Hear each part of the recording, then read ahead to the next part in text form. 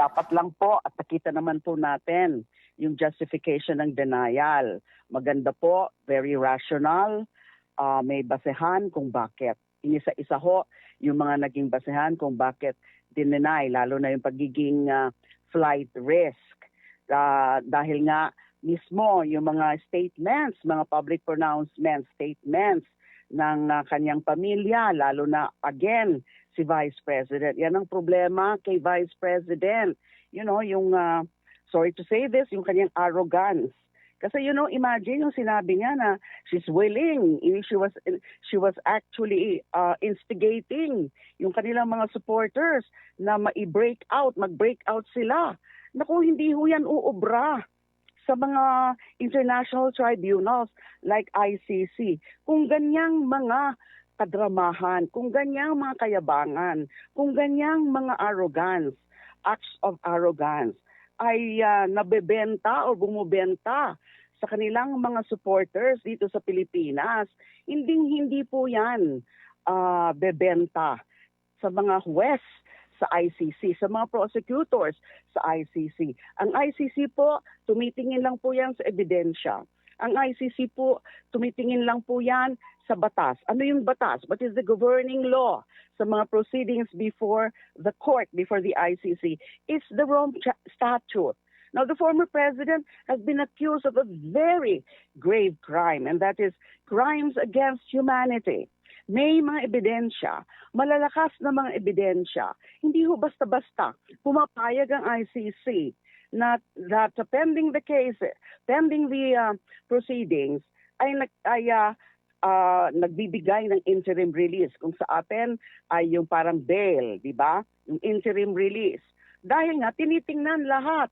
Wini-weigh nila lahat ng mga rason. Wini-weigh nila yung mga circumstances. Yung flight risk, lalo na.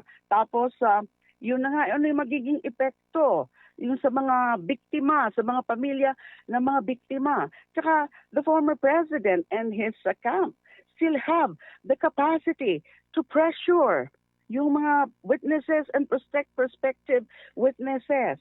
Nandyan pa rin yung kapangyarihan nila dito sa Pilipinas. Malakas pa rin ang puwersa nila. So, lahat yan tiningnan ng ICC. Kaya, may basehan. And kaya nga, nung pag-issue pa lang, nung resolution, nung Senado, yung majority vote ng Senado, seeking for the house arrest of the former president on the ground of supposed humanitarian assistance, ay para sa akin mali na talaga yon. Unang-una, wala namang basehan yon na house arrest, na maayos naman ang kondisyon niya doon, humanitarian assistance, na again, maayos ang kondisyon niya doon. Tapos yung ganyan, naisip ba nila yan?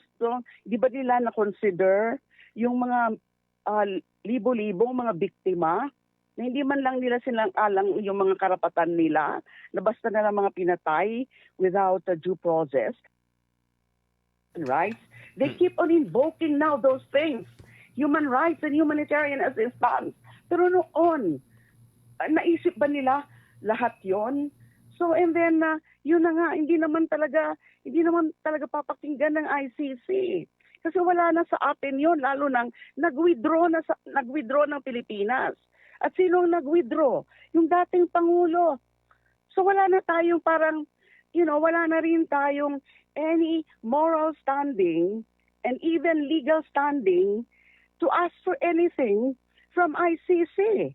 Kasi in the first place, hindi na tayo member state ng ICC. So that to me was a wrong move.